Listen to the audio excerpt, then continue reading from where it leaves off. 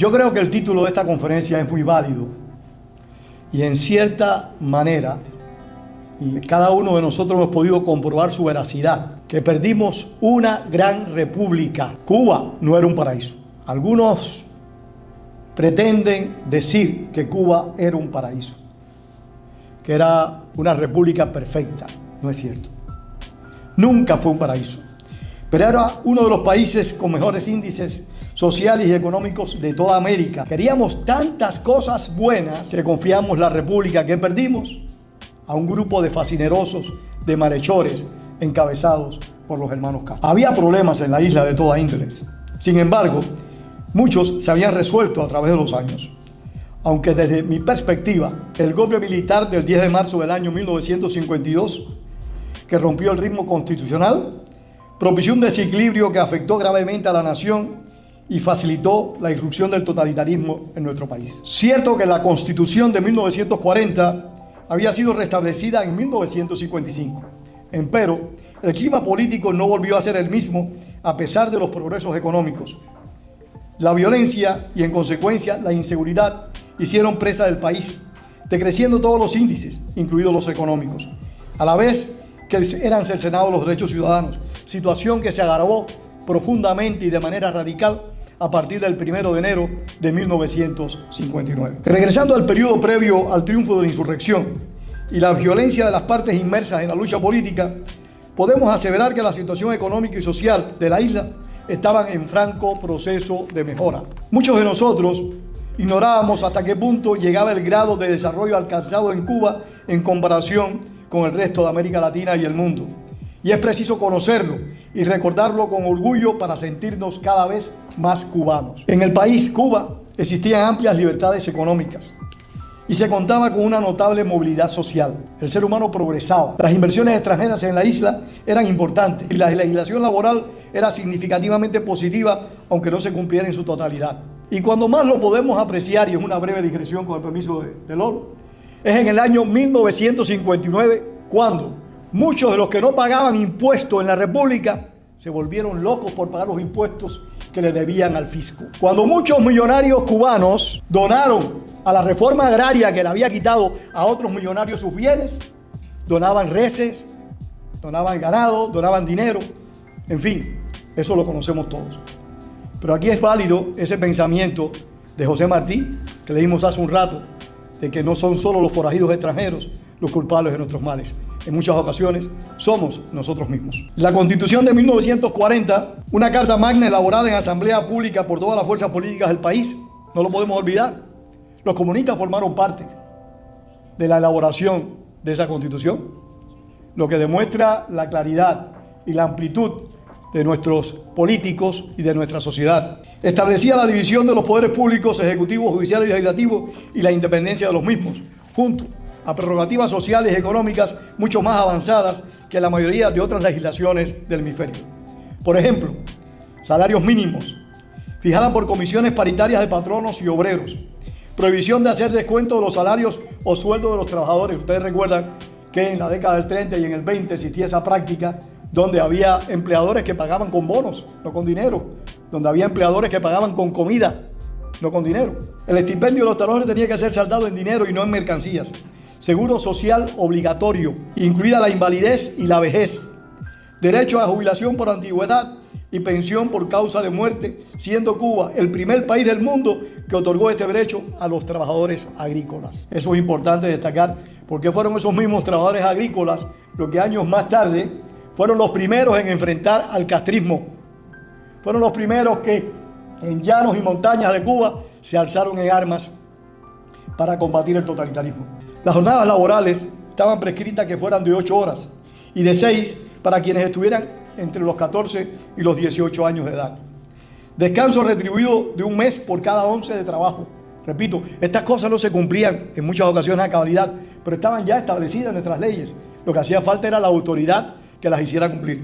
Protección a la maternidad obrera con descanso forzoso y pago de salario a las embarazadas 6 semanas antes del parto y 6 semanas después.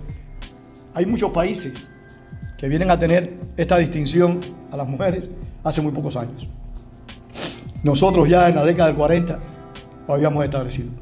libertad de sindicalización y colegiación, derecho a huelga, contratación colectiva de trabajo, obligatorio para patrones y obreros, inamovilidad laboral, obligación del Estado de construir viviendas baratas para los trabajadores y asistencia social por parte del Ministerio de Salubridad. Nada de esto lo inventó Castro, aunque en el año 59 ellos hicieron aparentar y le hicieron creer a una gran parte de nuestra población que esos eran logros obtenidos a partir del 1 de enero.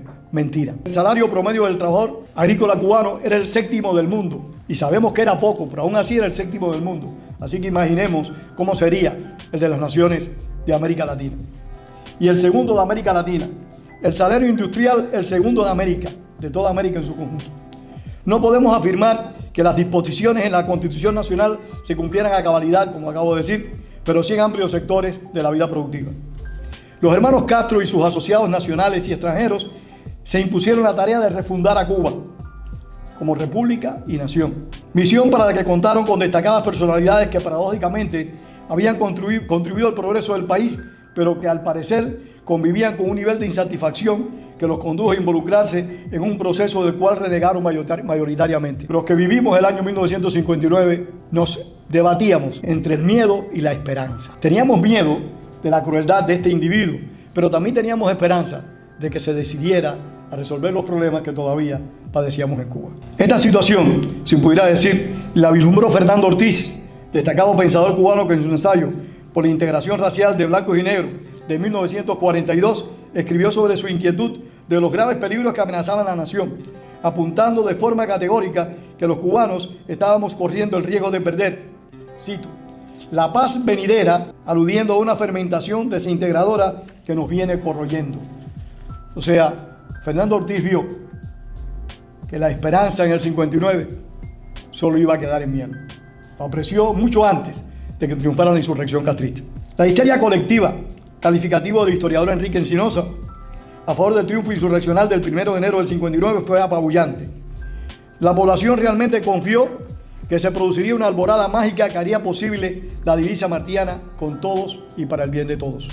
La educación, y vuelvo a la República, fue una preocupación constante de los gobiernos republicanos, ya que la Constitución establecía que esa educación era obligatoria hasta el 6º grado y gratuita hasta el 8º grado. Las escuelas vocacionales eran también gratuitas, solo pagando $4 en los institutos de segunda enseñanza al año, y en las universidades del Estado se pagaban $50 al año por inscripción. Esta cifra realmente es irrisoria y es lo que se paga en Cuba por ingresar a la universidad. No era gratis, dirían los Castro, pero en un país libre era más que gratis. Es más, si usted no tenía los $50, podía pagarlo en 3 plazos. Es algo que debemos conocer y debemos divulgar. En la isla se podía impartir la enseñanza privada, religiosa o laica, regida por los patrones de la educación pública. Los centros educacionales primarios del país ascendían a 10.600, siendo de estas 8.900 escuelas públicas.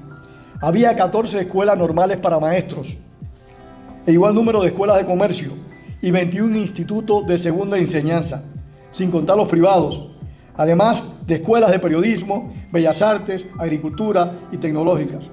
En 1958, oigan esta cifra, teníamos 12 universidades, de las cuales 3 eran públicas. Yo confieso que yo creía que en Cuba nada más que había una universidad, cuando yo tenía 14, 15 años.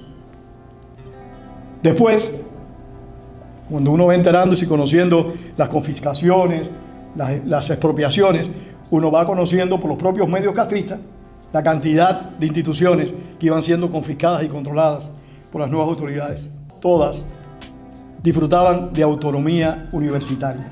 En 1960, la UNESCO reconoció que todos los maestros primarios y secundarios de Cuba poseían títulos normales o universitarios. Los textos elaborados por los maestros cubanos eran reconocidos en toda América Latina. ¿Hasta dónde llegaba nuestra capacidad de portar nuestros valores y nuestras normas? Los textos elaborados por los maestros cubanos eran reconocidos por toda América Latina, al extremo que la dictadura castrista admitió en 1959 que el aporte en divisas por la exportación de libros de la nación ascendía a $10 millones. Cierto que en el país había analfabetos, y aunque el pesar de uno no es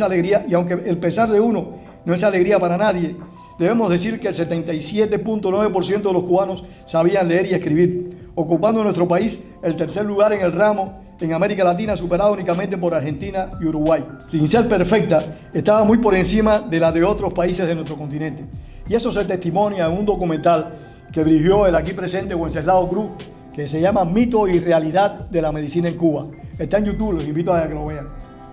En ese documental se describe los verdaderos progresos, avances de la medicina cubana contrario a la situación en la cual se encuentra en nuestro país la salud. La mortalidad infantil durante la República era la más baja de toda América Latina, 37.6%. Y la mortalidad general, una de las más bajas del mundo, 5.8% por cada 1.000 habitantes. Contábamos con 128.6 médicos y dentistas por cada 100.000 ciudadanos, situándolo Norton Ginsburg en la posición 22 a escala mundial y en el primer lugar en toda América Latina en camas por habitante, con una por cada 170 personas. Y nos quejábamos. Yo recuerdo en Santa Clara, mi ciudad natal, había problemas con las camas de los hospitales cuando una persona iba a ser operada. Sin embargo, estábamos en el primer lugar en toda América Latina. ¿Cómo sería en los otros países? Las clínicas privadas en Cuba prestaban excelentes servicios a precios muy bajos, situación que se aprecia en el documental, como dije hace un rato, Histórico, Mito y Realidad de la Medicina en Cuba, de Wenceslao Cruz. La economía insular mostraba señales de fortaleza y de crecimiento constante, como lo evidencia el sistema bancario nacional, que estaba constituido por bancas especializadas, entre otras, el Banco de Fomento Agrícola e Industrial, de Comercio Exterior, de Desarrollo Económico y Social, la Financiera Nacional y el Fondo de Hipotecas Aseguradas. Estamos hablando del año 1958. Entre el año 57 y 58, los depósitos bancarios superaron los 1.000 millones de pesos, que como recordaremos, era equivalente al dólar. De estos depósitos, los bancos cubanos manejaban más del 60%, y eso que no éramos un país plenamente independiente según la propaganda castrista. Contaba con 48 bancos comerciales, 273 sucursales, con más de 8.000 empleados, así con 11 bancos de capitalización y ahorro dedicados a la construcción de viviendas. ¡Qué avance! Los bancos prestaban dinero para construir viviendas. Estos desarrollistas famosos que vemos en este país, ya nosotros también lo teníamos antes del triunfo de la insurrección castrista. En 1958, Cuba ocupaba el tercer lugar en reserva en América Latina de oro, dólares y valores convertibles en oro, con 373 millones, quedando solo por debajo de Venezuela, 1.050 millones, y Brasil, 465 millones. Y el sexto lugar en el continente en ingreso nacional bruto, con 2.834 millones para una población de 6.600.000 personas, según la escala Ginsburg. No quiero anotarlo con cifras, pero solo ellas son las únicas que pueden dar testimonio sobre la república que perdimos los cubanos. El presupuesto de Cuba, y estábamos bajo un régimen de fuerza, era el general Fulgencio Batista el que estaba en el poder. El presupuesto de Cuba en 1958 fue de 400 millones de dólares, lo que nos situaba como el país capital presupuestal más alto de Latinoamérica. El ingreso por persona, según el economista cubano José María Illán, que ha mencionado, era de 520 de dólares per cápita. En lo que respecta a la alimentación, según la FAO, solo estábamos por detrás de Argentina con 2.730 calorías, mientras en la actualidad, según la propia FAO, Cuba importa el 80% de sus alimentos por la baja producción. La industria azucarera cubana era la base de la economía en 1958. Se produjeron 5.613.000 toneladas en ese año. Las zafras duraban un promedio entre 99 y 131 días. El 75% de los centrales azucareros eran cubanos, representando el 52% de la producción azucarera. En la industria también se habían logrado notables progresos. Junto a los 161 centrales azucareros, trabajaban 2.340 establecimientos industriales, con un valor de producción conjunta de 1.000 millones de pesos, con cotización igual al dólar estadounidense. La industria textil abastecía el 65% del consumo nacional y la del calzado con excelente calidad. Yo recuerdo los Amadeos, los Ingelmo. El 90% de las confecciones en general eran cubanas, logrando importantes avances en numerosas manufacturas. En 1958, en Cuba existían 38.834 fábricas y había 65.872 establecimientos comerciales. Todo esto fue destruido a partir del 1 de enero del 59, con un énfasis muy especial el 13 de marzo de 1968-67, siempre me confundo ahí, con la denominada ofensiva revolucionaria, que fue cuando se estableció el totalitarismo como tal en la isla. De acuerdo a la tabla Ginsburg y otros datos, Cuba ocupaba la posición número 25 a escala mundial por su consumo de megavatios hora. Los que nos escuchan en la isla, cómo deben estarse resintiendo ante esta cifra. Con 11.8 horas anuales per cápita, primer lugar en toda América Latina. Como dato curioso, les comento que nuestro país tenía 6 millones de cabezas de ganado, casi una por persona, lo que triplicaba el per cápita mundial de la época. Y en 1957 llegamos a producir, otro pesar para los cubanos que nos escuchan en la isla, 960 millones de litros de leche. Éramos el cuarto país exportador de América Latina y el quinto en capacidad para importar. Según la misión Truslow, pocos países tenían la red de carreteras de Cuba y en relación con su área poseía la mayor longitud de vía férrea, incluida Estados Unidos. Finalizo recordando que teníamos en 1958 un teléfono por cada 38 habitantes, 160 emisoras de radio. La primera planta de televisión fue inaugurada en 1950 y terminamos con más de 400.000 televisores. La televisión a color llegó a Cuba antes que toda América Latina y contábamos con 600 salas de cine. Además se publicaban 58 periódicos diarios y 16 revistas y semanarios, entre ellas 3 publicaciones emblemáticas en el hemisferio: Bohemia, Carteles y Vanidades. Reitero que había muchos problemas por resolver. La igualdad no reinaba en la sociedad cubana. El quien diga eso se engaña a sí mismo. Teníamos barrios paupérrimos, barrios miserables, sectores con niveles extremos de pobreza y problemas de carácter racial, en mi ciudad particularmente. Aunque no eran institucionales, hay que aclararlo. Eran las malas costumbres que tienen a veces algunos ciudadanos. Eran consecuencia de la miseria humana, no por decisión de ningún gobierno. Y la corrupción pública era una dolorosa realidad. No estamos pintando un paraíso que no existió. Estamos pintando una república que sí existió, con defectos y virtudes, los principales responsables para que perdiéramos la república que hoy muchos de nosotros añoramos. Muchas gracias.